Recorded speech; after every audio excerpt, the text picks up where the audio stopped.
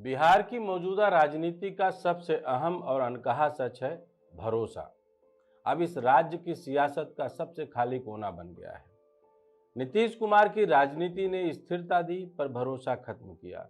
लालू यादव की राजनीति ने पहचान दी पर ईमानदारी खो दी। भाजपा ने विकास का नारा दिया पर स्थानीय साख गंवा दी। इन तीनों ध्रुवों के बीच वह जगह खाली पड़ी थी जहां जनता उम्मीद रखती है कि कोई तो नेता होगा जो न जाति बोले न जुमला। यही खाली कोना अब प्रशांत किशोर और तेजस्वी यादव दोनों भरने की कोशिश कर रहे हैं, लेकिन दो बिल्कुल अलग रास्तों से।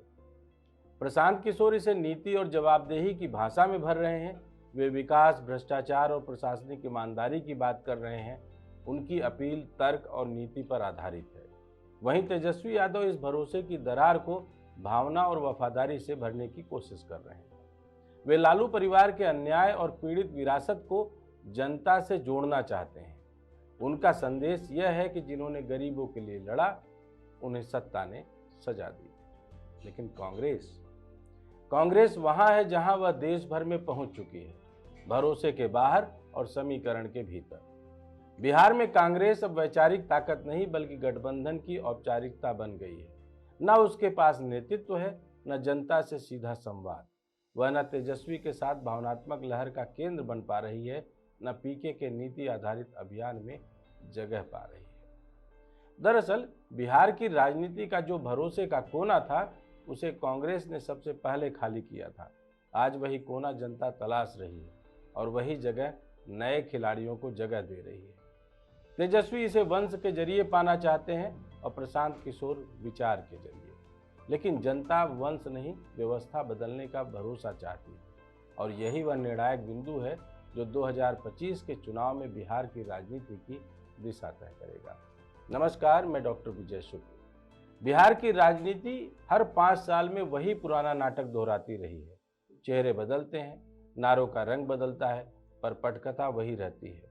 लेकिन इस बार मंच पर एक नया किरदार है जिसने खेल के नियमों को ही बदलने की कोशिश की है। नाम है प्रशांत किशोर यानी पीके। उन्होंने यह घोषणा करके कि वे खुद विधानसभा चुनाव नहीं लड़ेंगे, सत्ता की परंपरागत राजनीति को सीधे चुनौती दी। बिहार की 243 सीटों पर यह ऐलान अब एक वैचारिक हलचल बन चुका है। साल 2020 के चुनाव में नीतीश कुमार और भाजपा के गठबंधन ने मुश्किल से बहुमत हासिल किया था। एनडीए को कुल 125 सीटें मिली थी, जबकि महागठबंधन को 110। जीत का फासला महज 3 सीटों का था बहुमत का। उस समय चिराग पासवान ने नीतीश कुमार के खिलाफ बगावत की थी, पर भाजपा को सीधा नुकसान नहीं पहुंचाया था। चिराग की रणनीति थी, नीतीश को कमजोर करो, भाजपा को विकल्प बनने दो। इस योजना ने नीतीश की जमीन खिसका दी। जदयू 43 सीटों पर सिमट गई और पहली बार नीतीश मुख्यमंत्री तो बने, पर भाजपा के सहारे सत्ता का पलड़ा बदल चुका था। अब 2025 में वही स्थिति एक और चेहरे के जरिए लौट रही है। फर्क बस इतना है कि इस बार विद्रोह संगठित है। प्रशांत किशोर की पार्टी जनसुराज ने यह तय कर लिया है कि वह 243 सीटों पर उम्मीदवार उतारेगी और खुद पीके मैदान में नहीं उतरेंगे। उन्होंने अपनी भूमिका को रणनीतिकार और नीति निर्देशक के रूप में तय किया है, यानी अब हर उम्मीदवार उनके विचार का वाहक होगा। इससे 2 फायदे होंगे। एक, वे हार के बोझ से मुक्त हैं, और 2, हर सीट पर उनकी पकड़ बनी रहेगी। यह वही मॉडल है जो उन्होंने राजनीतिक परामर्श के दौर में कई पार्टियों के लिए बनाया था। अब वही प्रयोग अपने नाम से कर रहे हैं। पीके ने जो मुद्दे उठाए हैं वे सीधे जनता की नब्ज पर रखे गए हैं। उन्होंने कहा है कि सरकार बनने के 1 महीने के भीतर वे कानून लाएंगे जिसके तहत बिहार के 100 सबसे भ्रष्ट नेताओं और अफसरों की संपत्ति जब्त की जाएगी।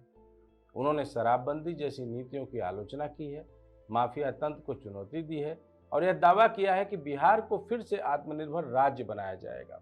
उनका भाषण चुनावी नहीं, योजनात्मक है। यह उन मतदाताओं को प्रभावित करता है जो विकास, शिक्षा, रोजगार और शासन की ईमानदारी चाहते हैं। यही तबका आज सबसे निराश है और यही बिहार के चुनावी समीकरण का साइलेंट वोटर भी है। 243 सीटों में बिहार की राजनीति का बंटवारा जातियों के आधार पर हमेशा तय होता आया है। कहीं यादव कोयरी का गठजोड़, कहीं कुर्मी भूमिहार समीकरण, कहीं पासवान राजपूत ध्रुवीकरण। पर अब तस्वीर बदल रही है। 2020 में युवा और प्रथम बार मतदाता लगभग 18% थे। 2025 में यह संख्या 24% के आसपास मानी जा रही है, यानी 6% का फासला, बढ़ोतरी। कुल मिलाकर हर चौथा वोट अब नया होगा। यही वर्ग बिहार की राजनीति का भविष्य तय करेगा। प्रशांत किशोर ने इन्हीं युवा वोटरों को लक्ष्य बनाया है, जो किसी जाति पहचान से बंधे नहीं, बल्कि प्रदर्शन और नेतृत्व से प्रभावित होते हैं। यही कारण है कि पीके का नैरेटिव भाजपा के शहरी और आरजेडी के ग्रामीण युवा वोटरों दोनों को काट सकता है। एनडीए के भीतर स्थिति स्थिर नहीं है। भाजपा और जदयू ने बराबर की सीटें बांटी है, 101-101। यह पहली बार हुआ है कि नीतीश कुमार की पार्टी को बराबरी पर लाया गया है। पहले हमेशा जदयू बड़ी साझेदार रही थी, पर 2020 के बाद हालात उलट गए। भाजपा अब खुद को मुख्य खिलाड़ी मानती है, लेकिन भाजपा के पास बिहार में कोई करिश्माई स्थानीय चेहरा नहीं है। मोदी नाम का जादू धीरे धीरे फीका पड़ता दिख रहा है। ऐसे में स्थानीय स्तर पर भाजपा को वही समस्या झेलनी पड़ रही है जो कभी कांग्रेस को थी, संगठन मजबूत पर चेहरा कमजोर। नीतीश कुमार की उम्र और छवि दोनों थकान के दौर में है। वे न तो विकास का नया मॉडल दे पा रहे हैं, न गठबंधन की राजनीति में अपनी पुरानी पकड़ कायम कर पा रहे हैं। भाजपा को यह डर सताता है कि कहीं पीके के उभार से बिहार की सत्ता पूरी तरह से जाति और धर्म से ऊपर सिस्टम विरोधी लहर में न बदल जाए, क्योंकि जब राजनीतिक सिस्टम बनाम जनता में बदलती है तो पुराने गठबंधन टिकते नहीं है। 243 सीटों में भाजपा जदयू का संयुक्त वोट प्रतिशत करीब 39% रहा है। अगर पीके 5-7% वोट भी खींच लेते हैं तो कम से कम 40-50 सीटों पर सीधा असर पड़ सकता है। इन सीटों में ज्यादातर वे हैं जहां जीत का अंतर 5000 से कम था। पूर्वी चंपारण, वैशाली, गया, औरंगाबाद, बक्सर, जहानाबाद, पटना ग्रामीण और दरभंगा बेल्ट। इन जिलों में पीके का अभियान माफिया मुक्त अभियान के नारे पर चल रहा है और यह सीधा नीतीश भाजपा के प्रशासनिक ढांचे पर हमला है। भाजपा को चिंता है कि पीके न केवल आरजेडी के वोट काटेंगे, बल्कि उनके अपने शहरी समर्थक वर्ग को भी प्रभावित कर सकते हैं। दूसरी ओर आरजेडी की राजनीति अब तेजस्वी यादव के इर्द गिर्द घूम रही है। वे अपनी छवि को काम करने वाले नेता के रूप में पेश कर रहे हैं, लेकिन पार्टी अब भी जाति ध्रुवीकरण के जाल से मुक्त नहीं हो रही। आरजेडी के पास यादव मुस्लिम वोट बैंक है, पर बाकी समाज उससे दूर होता जा रहा है। पीके का एजेंडा विकास और ईमानदारी उस वर्ग को आकर्षित कर सकता है जो पहले आरजेडी के भ्रष्टाचार और गुंडागर्दी के कारण विमुख हो गया था। इसलिए तेजस्वी की टीम पीके को सिर्फ एक रणनीतिकार नहीं, नया खतरा मान रही है। कांग्रेस की स्थिति अब भी हाशिए पर है।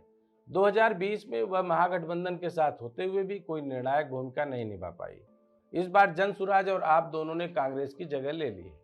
कांग्रेस का वोट शेयर 5% के नीचे सिमटने की आशंका है। यही कारण है कि वह अब गठबंधन में अपनी हिस्सेदारी की मांग करने की स्थिति में नहीं है। चिराग पासवान, जिन्होंने 2020 में नीतीश की नींव हिला दी थी, अब एनडीए में औपचारिक तौर पर वापस आ चुके हैं। उन्हें 29 सीटें दी गई हैं। भाजपा ने यह 40 ले चली है ताकि दलित और युवा वोट उनके पाले में रहे।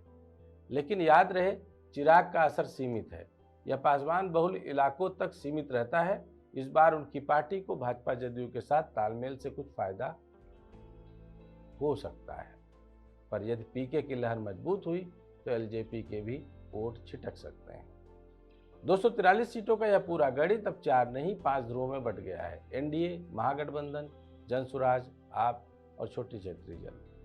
ऐसे में हर सीट पर मुकाबला 4 या 5 कोनों का हो जाएगा। इसका सीधा लाभ उस दल को मिलेगा जो वोटों का छोटा प्रतिशत भी खींच ले। बिहार की राजनीति में यह नया अध्याय है, जहां बहुमत नहीं, गठबंधन और विरोध के जटिल जोड़ घटाव तय करेंगे कि सत्ता किसके हाथ में जाएगी। अगर हम पूरी तरीके से नजर डालें और इसका 3 टायर सिस्टम समझने की कोशिश करें तो पहला तो यही है कि एनडीए अभी भी सबसे संगठित गठबंधन है। उनके पास संसाधन है, पर जमीन पर उत्साह नहीं है। दूसरी बात करें तो महागठबंधन में आरजेडी का जोश है, पर दिशा नहीं। तीसरी बात में जनसुराज में दिशा है, पर संगठन नहीं। यानी यह चुनाव जो जीतेगा वह सिर्फ वोट नहीं, विश्वास जीतेगा, यानी भरोसा जीतेगा। प्रशांत किशोर ने अपने पूरे अभियान को जनता के बीच यात्रा की तरह रखा है। वे मंचों से कम गलियों और पंचायतों से ज़्यादा संवाद कर रहे हैं। यह शैली बिहार की पारंपरिक राजनीति में नई है। नीतीश कुमार ने अपने शुरुआती दिनों में समता यात्रा निकाली थी। पीके उसी पद्धति को आधुनिक रूप में दोहरा रहे हैं। अंतर यह है कि नीतीश ने सत्ता पाने के लिए जनता का उपयोग किया था, जबकि पीके सत्ता पाने से पहले जनता के भीतर संगठन बना रहे हैं। यही उनकी सबसे बड़ी ताकत है। 243 सीटों की चुनावी धरातल पर यह भी साफ है कि पीके भले ही पहली बार मैदान में हो, पर वे किसी भी राजनीतिक नेता से ज्यादा डेटा और रणनीति समझ रखते हैं। उन्होंने 2014 में मोदी अभियान चलाया, 2015 में नीतीश कांग्रेस गठबंधन को सत्ता में पहुंचाया, 2017 में पंजाब में कांग्रेस की रणनीति बनाई और अब वही तकनीक बिहार में अपने लिए इस्तेमाल कर रहे हैं। यह उनका सबसे बड़ा फायदा है। विपक्षी दलों को डर है कि उनका चुनावी प्रबंधन पूरी स्थिति को उलट सकता है। अगर बिहार के मतदाता परंपरा तोड़ने को तैयार हैं तो पीके का रास्ता खुला है, लेकिन अगर राज्य वही पुरानी जाति खांचों में बटा रहा तो यह प्रयोग आधा अधूरा रह जाएगा। चुनाव आयोग के आंकड़ों के अनुसार इस बार 3 करोड़ से अधिक मतदाता 40 वर्ष से कम उम्र के हैं। यह वह वर्ग है जिसने नीतीश के शासन को लंबाई में देखा है और अब बदलाव चाहता है। पीके का नारा बिहार बदलना इस वर्ग के भीतर असर छोड़ सकता है। अब सवाल यह है कि क्या भाजपा और एनडीए की सत्ता की चाबी वास्तव में निकल गई है? फिलहाल चाबी पूरी तरह गुम नहीं हुई है, पर ताले के दांते ढीले पड़ गए। भाजपा के लिए यह चुनाव 2015 जैसा खतरा नहीं, बल्कि 2014 जैसा मोड़ है, जहां सत्ता बरकरार रहती है पर नैतिक आधार डगमगाता है। नीतीश कुमार की स्वीकार्यता घट रही है और भाजपा अपने दम पर बहुमत जुटाने की स्थिति में नहीं दिखती। अगर जनसुराज में राज्य के 20-30% मतदाताओं को भी प्रभावित कर लिया तो यह वही साइलेंट वेव होगी जो गठबंधन की गणित को ध्वस्त कर देगी। 243 सीटों में जहां एनडीए को 120 से अधिक सीटें पाने का भरोसा था, अब वह आंकड़ा 90 से 110 के बीच अनुमानित किया जा रहा है। महागठबंधन 80 से 90 सीटों तक सीमित रह सकता है। जनसुराज 25 से 40 सीटों पर निर्णायक भूमिका निभा सकता है। इसका अर्थ यह होगा कि पीके खुद भले विधायक न बने, पर सरकार गठन की दिशा उनके हाथ में होगी। 6 महीने बाद वे प्रधान परिषद सदस्य बनकर मुख्यमंत्री बनने का रास्ता खुला रखेंगे। यह वह चुपचाप खेल है जो बिहार की राजनीति में पहली बार किसी ने इतनी सच्चाई से खेलने के लिए सोचा होगा।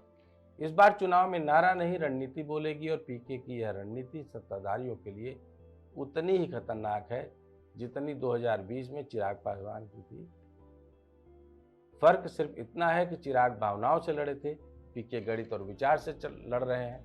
चिराग ने नीतीश की चाबी ढीली की थी, अब प्रशांत किशोर उसी ताले का पूरा तंत्र बदल देना चाहते हैं। बिहार में सत्ता की यह लड़ाई अब जाति बनाम विचार की बनती जा रही है।